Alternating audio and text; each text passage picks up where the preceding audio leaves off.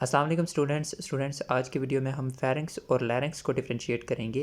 Pharynx और larynx दोनों ही basically हमारे रिस्पिरेटरी सिस्टम का हिस्सा हैं और ये जो फेरिंक्स है ये हमारे रिस्पिरेटरी सिस्टम का भी हिस्सा है और इसके साथ साथ हमारे डाइजेस्टिव सिस्टम का भी पार्ट है। यानी फेरिंक्स जो है एक कॉमन पाथवे है फूड के लिए भी और एयर के लिए भी। हमारी बकल कैविटी के बाद उसके बाद नेक्स्ट फेरिंक्स आती है। ठीक है, ओरल कैविटी या बकल कैविटी के बाद फिर फेरिंक्स आती है। फेरिंक्स आगे जाकर दो ट्यूब्स में डिवाइड होती है। आगे वाली ट्यूब को लैरिंक्स कहते हैं और पीछे वाली ट्यूब को एसोफेगस कहते हैं।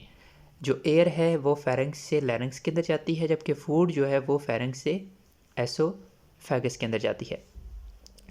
तो pharynx it is located behind the mouth. ये बिल्कुल माउथ के पीछे या जो हमारी बकल कैविटी होती है उसके पीछे मौजूद होती है।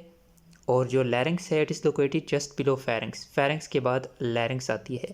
इसके बाद नेक्स्ट है it is common path for both food and air. यानी फेरिंक्स से फूड भी गुजरती है और एयर भी गुजरती है, जबकि लैरिंक्स जो है उससे सिर्फ एयर पास होती है। जो हवा है वो फेरिंक्स से लैरिंक्स के अंदर आती है। Air passes from pharynx to larynx.